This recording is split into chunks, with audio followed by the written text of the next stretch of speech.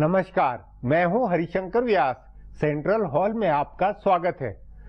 भारत राष्ट्र राज्य के हम लोग दो बातों के आदी हैं।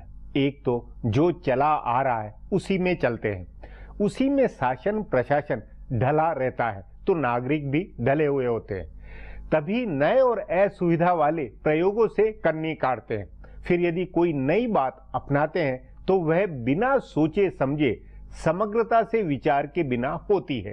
नतीजतन विवाद होता है, पूरा मामला फिर फेल हो जाता है।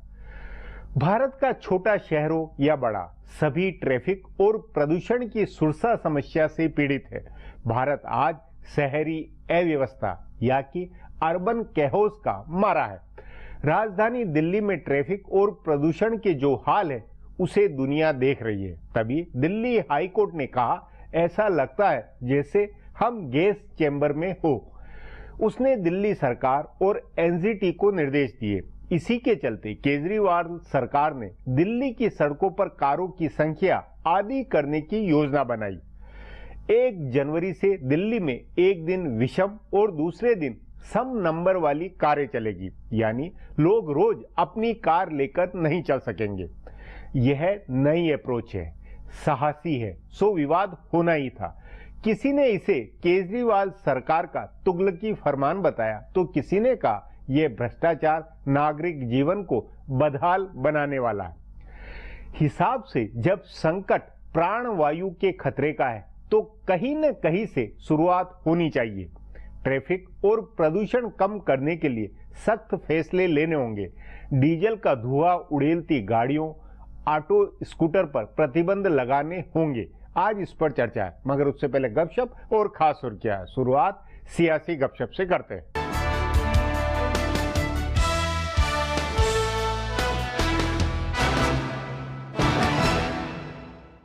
लाख टके का सवाल है कि 19 दिसंबर को जब सोनिया और राहुल गांधी पटियाला हाउस कोर्ट में पेश होंगे तो क्या होगा। उनके खिलाफ आपराधिक मामले में सम्मन जारी किया गया है। सबूतों की पड़ताल और गवाहों के बयान दर्ज करने का काम 2013-14 में हो चुका है। इसका मतलब है कि वे नेशनल हेराल्ड मामले में आरोपी के तौर पर बुलाए गए हैं और इसलिए उनको जमानत लेने की जरूरत पड़ सकती है। लेकिन कांग्रेस के जानकार सूत्रों का कहना है कि सोनिया और राहुल गांधी जमानत के लिए बेल बॉन्ड भरने को तैयार नहीं होंगे। पिछले साल ऐसा ही ड्रामा अरविंद केजरीवाल के मामले में हुआ था। नितिन गडकरी की ओर से दायर मानहानि के मामले में केजरीवाल ने अदालत में बेल बॉन्ड भरने से इनकार कर दिया था। केजरीवाल ने ये स्टैंड लिया था कि उन्होंने कोई गलती नहीं की है, इसलिए जमानत नहीं लेंगे। लेकिन जब भी अदालत की ओर से बुलाया जाएगा वो हाजिर होंगे। कांग्रेस के वकील भी सोनिया और राहुल को ये सलाह दे सकते हैं। तब ऐसे में केजरीवाल की कहानी दोहराई जा सकती है। दिल्ली की अदालत ने बेल बॉन्ड नहीं भरने पर केजरीवाल को जेल भेज दिया था। अगर सोनिया राहुल ने भी बेल बॉन्ड भरने से इनकार किया और अदालत ने जेल भेजा तो पूरे देश में कांग्रेस पार्टी राजनीतिक आंदोलन छेड़ेगी। सरकार के प्रबंधक इस बात से हैरान परेशान है। उन्हें लग रहा है कि इससे टकराव बढ़ेगा और संसद में कोई भी विधायी कामकाज कराना मुश्किल हो जाएगा। इसलिए सरकार की ओर से भी बीच का रास्ता निकालने की कोशिश हो रही है। सोनिया और राहुल गांधी के हमदर्द कांग्रेस के इन हाउस वकीलों और पुराने घाघ नेताओं की राजनीति से हैरान परेशान है। उनको लग रहा है कि पुराने नेताओं और वकीलों ने सोनिया व राहुल गांधी को नेशनल हेराल्ड मामले में उलझा दिया है। तभी बताया जा रहा है कि वो इससे निकलने का रास्ता तलाश रहे हैं। दूसरी ओर सरकार भी सबसे बड़ी विपक्षी पार्टी के साथ टकराव टालने की कोशिश कर रही है। बताया जा रहा है सरकार के एक वरिष्ठ वकील मंत्री ने बचाव का रास्ता सुझाया था। जानकार सूत्रों का कहना है कि उन्होंने सोनिया और राहुल गांधी को जुर्माना भरने की सलाह दी थी। उनके सुझाव के मुताबिक 10-12 लाख रुपए का जुर्माना भरना होता और एसोसिएट जनरल को दिए गए 90 करोड़ रुपए का कर्ज चुकता करना होता। इसके बाद मामला खत्म हो जाता। लेकिन ऐसे में सोनिया और राहुल गांधी और पूरी कांग्रेस पार्टी को इस मामले में गलती स्वीकार करनी होती। इसमें और भी कुछ तकनीकी पेच थे। आयकर विभाग का अलग पंगा होने का खतरा था, इसलिए कांग्रेस नेताओं ने ऐसी किसी सलाह पर अमल करने से इनकार कर दिया। कांग्रेस अब पूरी तरह से टकराव के मूड में है। कांग्रेस नेताओं को लग रहा है कि इस मामले में संसद के बाहर बड़ी राजनीति हो सकती है और पार्टी कार्यकर्ताओं को उत्साहित किया जा सकता है, इसलिए वह समझौता नहीं करेगी। कांग्रेस पार्टी की चिंता सिर्फ कानूनी नहीं है बल्कि राजनीतिक भी है। उसे नेशनल हेराल्ड मामले में प्रादेशिक क्षत्रपों और दूसरी भाजपा विरोधी पार्टियों का समर्थन नहीं मिल रहा है। संसद में अब तक कांग्रेस का साथ देने वाली पार्टियों ने सवाल उठाया है कि सोनिया और राहुल गांधी को अपने निजी मामले में संसद को ठप करने की रणनीति नहीं बनानी चाहिए। उनका कहना है कि ललित गेट, व्यापम या भूमि बिल पर कांग्रेस के आंदोलन को उन्होंने समर्थन दिया, लेकिन नेशनल हेराल्ड का मामला कोई नीतिगत मामला या सत्ता पक्ष के किसी नेता की गड़बड़ियों से जुड़ा मामला नहीं है, इसलिए कांग्रेस को इस पर संसद नहीं ठप करनी चाहिए। मीडिया में भी कांग्रेस को यही नसीहत दी जा रही है कि सोनिया और राहुल गांधी को अदालत का सामना करना चाहिए और संसद को चलने देना चाहिए। प्रादेशिक क्षत्रपों और मीडिया दोनों में इस रुख के कारण कांग्रेस में अपनी रणनीति को लेकर दुविधा है। पार्टी के अपने कई नेता संसद चलने देने के पक्ष में है, लेकिन ज्यादा बड़ा खेमा 19 दिसंबर तक हंगामा जारी रखने की रणनीति पर चलने के पक्ष में है। इससे ऐसा लग रहा है कि सरकार जीएसटी बिल नहीं पास करा पाएगी। हालांकि हेराल्ड मामले में कांग्रेस का समर्थन करने वाली दोनों पार्टियां तृणमूल कांग्रेस और जदयू जीएसटी बिल पास होने के पक्ष में है, पर कांग्रेस के बगैर बिल पास कराना मुश्किल होगा। अब आज की सुर्खियां ये लीक से कुछ हटकर है और इनसे देश की दशा दिशा को बूझ सकेंगे।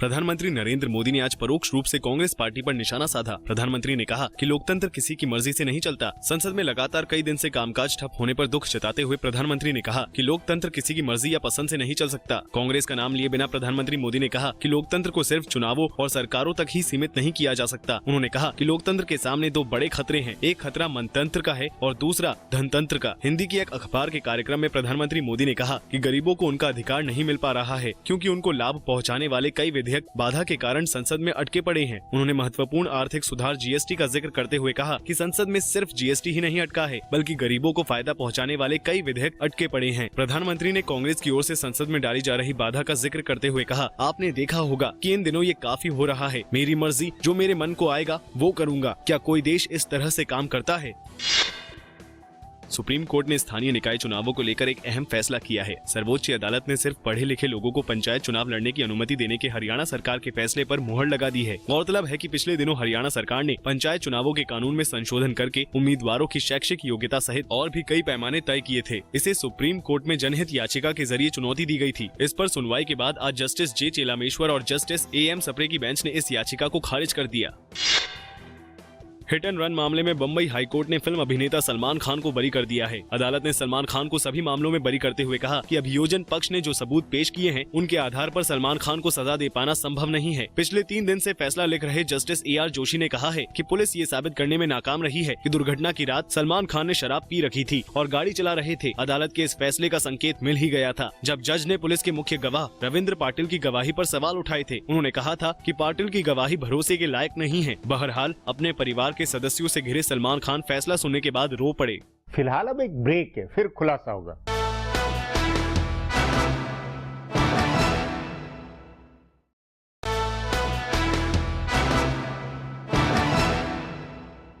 दुनिया के सभी देश ट्रैफिक व प्रदूषण को लेकर ढेरों प्रयोग कर चुके हैं। चीन से लेकर चिले और लंदन से पेरिस जैसे शहरों की सड़कों पर वाहनों की भीड़ घटाने के लिए निजी वाहनों के उपयोग को नियंत्रित करने की योजनाएं सफलतापूर्वक लागू है।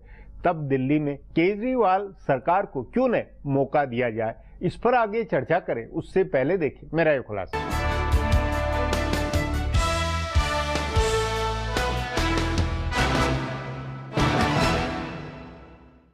दिल्ली में सरकार ने एक बड़ी पहल की है। नए साल की पहली तारीख से अब सम और विषम नंबर की गाड़ियों का एक फॉर्मूला लागू होगा, जिसके तहत 3 दिन सम नंबर की गाड़ियां चलेंगी और 3 दिन विषम नंबर की। एक दिन सभी गाड़ियों के लिए रहेगा। इस फॉर्मूले के पक्ष और विपक्ष में तर्क वितर्क शुरू हो गया है। राजनीतिक दलों से लेकर न्यायपालिका और कार्यपालिका हर जगह इसे लेकर बहस है। इस पर रोक लगाने के लिए दिल्ली हाईकोर्ट में एक याचिका भी दायर हो गई थी, जिसे अदालत ने यह कहते हुए ठुकरा दिया है कि इस पर विचार करना जल्दबाजी होगी। दिल्ली हाईकोर्ट कोर्ट की चीफ जस्टिस जी रोहिणी ने कहा है कि सरकार ने एक पहल की है, उसे एक कोशिश करने दीजिए। इससे पहले चीफ जस्टिस टी.एस. ठाकुर भी कह चुके हैं कि वो कारपूलिंग के लिए तैयार है। जाहिर है कि न्यायपालिका में इसे लेकर एक सकारात्मक सोच है। वैसे भी दिल्ली में बढ़ते प्रदूषण को लेकर दिल्ली हाई कोर्ट की फटकार के बाद ही सरकार जागी और पर्यावरण के लिए काम करने वाली संस्था centre for science and environment की सलाह पर सम और विषम नंबर का फॉर्मूला पेश किया। सैद्धांतिक रूप से यह अच्छा और जरूरी कदम है, लेकिन व्यवहार में इस पर अमल को लेकर मुश्किलें आएंगी। सरकार इससे परिचित है और तभी इसे सिर्फ 15 दिन के लिए प्रयोग के तौर पर लागू किया जा रहा है।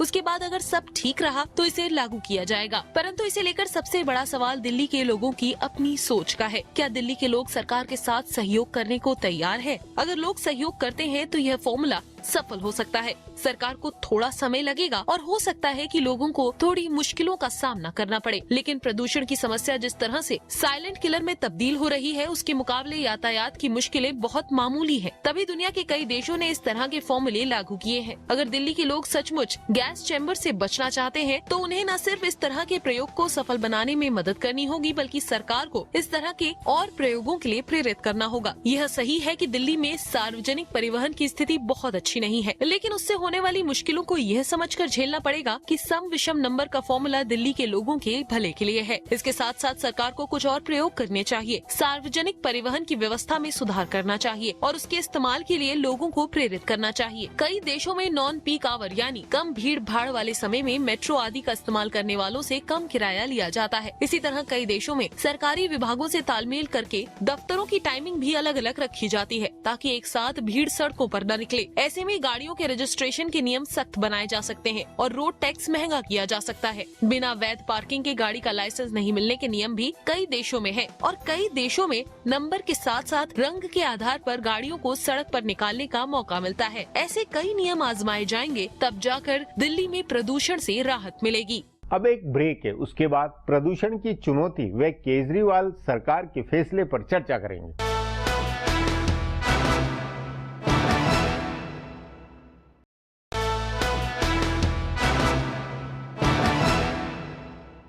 भारत में दिल्ली में BRT योजना प्रभावशाली तबकों के हल्ले से नाकाम हुई। दिल्ली में और शहरों में ई-रिक्शा को इसलिए अनुमति मिल रही है क्योंकि इससे गरीब का वोट है। ऑटो, प्रदूषण फैलाने वाली पुरानी टैक्सियां भी इसी के चलते सड़कों पर है। उस नाते वक्त का तकाजा है जो सख्ती से नए प्रयोग अमल में लाए जाए। इस पर चर्चा के लिए आज मेरे साथ वरिष्ठ पत्रकार शंभुनाथ शुक्ल है।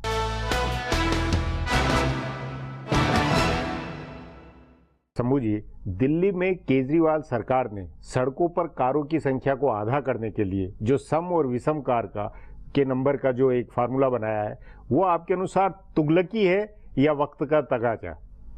देखिए, मेरा मानना है कि वक्त का तकाजा तो है कि हमें दिल्ली में जिस तरह प्रदूषण लेवल बढ़ रहा है, अभी पिछले दिनों जो रिपोर्ट आई है कैसे बढ़ता जा रहा है प्रदूषण लेवल, ये बहुत ही खतरनाक स्तर पर पहुंच गया है। इसलिए कोई एक व्यवहारिक हल इसका निकालना पड़ेगा।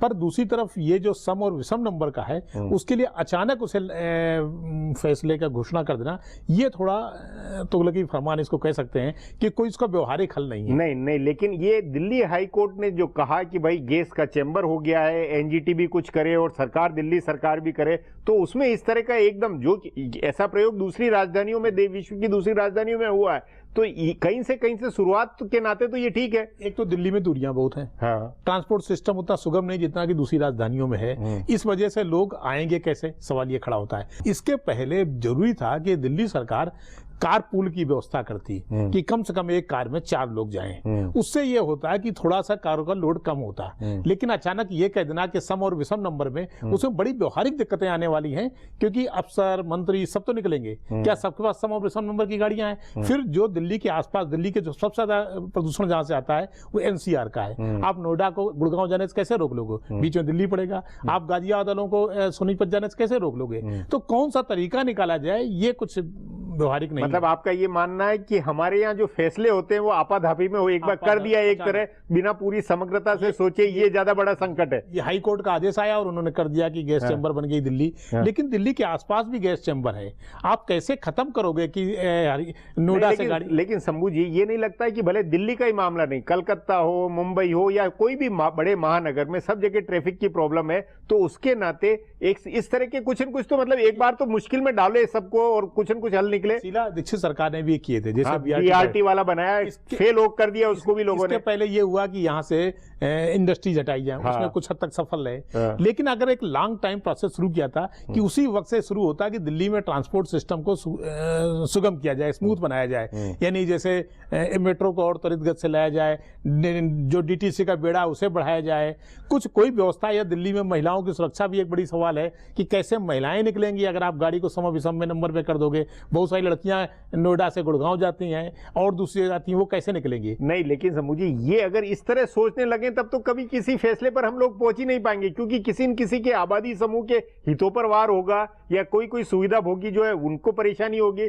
तो ये तो आप सरकार के स्तर पर, या जब अगर संकट इतना विकट है तो फिर ऐसा फैसला तो करना पड़ेगा। नहीं, फैसला मैं कह रहा हूँ फैसला जरूरी था, फैसला आवश्यक है, लेकिन कोई व्यवहारिक हल निकालना चाहिए। नहीं, इसमें व्यवहारिक में कि ये क्या ये कारपूल हो सकता था? नहीं, तो कारपूल में ये कि अगर सम और विषम वाली कार है तो जो कार ले जाएगा उसमें 4 लोग और जोड़ दिए जाए, उसमें बैठे ये आगे और इसी को फैला दिया जाए। ये हो सकता है कि इस तरह कहा जाए, ये फोर्स किया जाए कि लोग एक कार में कम से कम 4 लोग, 4 अनिवार्य जो भी कार निकले। अभी तो परिवार के लोग ही अलग अलग गाड़ियों जाते हैं, तो कम से कम एक गाड़ी में, भले वो सम विषम कुछ भी हो, पर एक गाड़ी में अगर 4 लोग होते हैं तो एक हद तक ये काफी हद तक दुरुस्त हो जाएगा प्रदूषण का मामला। नहीं, लेकिन इसके अलावा आपका, क्योंकि पिछले 20 सालों से ट्रैफिक की और प्रदूषण की महानगरों में समस्याएं बढ़ती जा रही है, आपके अनुसार कोई ऐसा व्यवहारिक फार्मूला समझ में आया जो भारत में कभी लागू हुआ या हो सकता है? क्योंकि हर कदम का, सरकार की हर पहल का विरोध होता ही है, और उल्टे अब ई रिक्शा आ रहे हैं या छोटे रिक्शा आ रहे हैं, ये 10 तरह के झंझट है। देखिए, जब बीआरटी कॉरिडोर आया था तो अमेरिकन के एक जो ट्रैफिक के विशेषज्ञ थे वो आए थे, ट्रांसपोर्ट विशेषज्ञ, और उन्होंने कहा था कि ये भारत के लिए अव्यवहारिक है। अव्यवहारिक इसलिए है क्योंकि भारत में ट्रांसपोर्ट सिस्टम सुगम नहीं है, यहाँ का उस तरह से ट्रांसपोर्ट नहीं है कि हम उसको स्मूथ रन कर सकें। ऐसी स्थिति में इससे कैओस पैदा हो जाएगा, जो पैदा हुआ। अब आपके पास देखिए, ना तो ऐसी गाड़ियां हैं कि जो प्रदूषण कम करें, अगर गैस पे चलने वाली नहीं, तो वही मेरा कहना है कि जब आपके पास कोई समाधान ही नहीं तो भी कुछ न कुछ तो समाधान तो निकालना पड़ेगा। फौरी तौर पे कह सकते हैं कि इससे आधी गाड़ियां हो जाएंगी। सड़क के ऊपर आधी एकदम ड्रास्टिकली अगर हो जाए आधी गाड़ियां, अपने आप में बड़ी बात नहीं होगी। फिर उसके बाद एक दूसरा हल निकाला जाएगी। अब जो नई समस्या पैदा होगी, उससे जो नई समस्या हो उसके बाद उसका समाधान, लेकिन कहीं से शुरुआत तो होनी चाहिए। नहीं होनी, शुरुआत के तौर पर तो ठीक है कि गाड़ियां आधी हो जाएंगी बस, लेकिन इसके से क्या दिक्कतें आएंगी ये बात नहीं। देखिए, ये तो, और इस बात को कि पूरे देश के अंदर हर महानगर की आबादी वाले में अगर हर रोज सड़क पर आधी गाड़ी हो जाए तो कितना परिवर्तन एकदम एक झटके में होगा। इससे एक दिक्कत और पैदा, कहीं बीआरटी ऐसा हाल ना हो जाए जैसे बीआरटी। नहीं, तो बीआरटी देखिए, बीआरटी अहमदाबाद में सफल चल रहा है, कई जगह ऐसा नहीं कि बीआरटी असफल है, कई महानगरों में बीआरटी भी ठीक है। उसकी वजह शायद ये कि दिल्ली में पब्लिक ट्रांसपोर्ट सबसे कमजोर है और निजी गाड़ियां सबसे ज्यादा दिल्ली में है और कहीं नहीं है। और पिछले 20 वर्षों देखिए दिल्ली का फैलाव सबसे ज्यादा है, इसकी आबादी 70 लाख से बढ़कर लगभग 3 करोड़ हो गई, क्योंकि एनसीआर फैला हुआ है। तो आपको दिल्ली अकेले का फैसला नहीं करना पड़ेगा, पूरे एनसीआर का फैसला करना पड़ेगा। जरूरी है कि नोएडा, गुड़गांव, सोनीपत, गाजियाबाद, तीनों राज्यों को बगल में मिलाकर आपको ज्वाइन करना पड़ेगा, एक मिला जुला समझौता करना पड़ेगा। जो अगर सरकार इस तरह के फैसले ले तो फिर उससे खुद नागरिक को मजबूर नहीं होगा अपने समाधान निकालने का। ये भी तो एक तरह से नागरिकों को मजबूर करने का तरीका है। नागरिक भी फिर कोई ना कोई जब समस्या पैदा होगी तो समाधान निकलेगा। ये समाधान ये हो सकता है कि कारपूल को जरूरी किया जाए, किसी से एक दूसरे से लिफ्ट की जाए, मतलब खुद नागरिक निकालेंगे, अपने बस्ती में, अपने मोहल्ले में निकालेंगे। या उसी तरह से अगर मालिक बहुत सारे जो ऑफिस हैं वो अपने शेड्यूल बदलेंगे या अपनी गाड़ी मुहैया कराएंगे, कोई ना कोई तरीका इस तरह निकलेंगे अपने निकलेंगे। जी शंभू जी, बातचीत को यहीं समाप्त करेंगे। प्रोग्राम में आने के लिए बहुत बहुत धन्यवाद। हमारा प्रोग्राम अब यही खत्म होता है। आग्रह है कि प्रोग्राम पर अपनी राय hsvyas@nayaindia.com पर ईमेल करके बताएं या hsvyas@twitter पर जाहिर करें। और फिर कल मिलेंगे इसी चैनल पर इसी समय।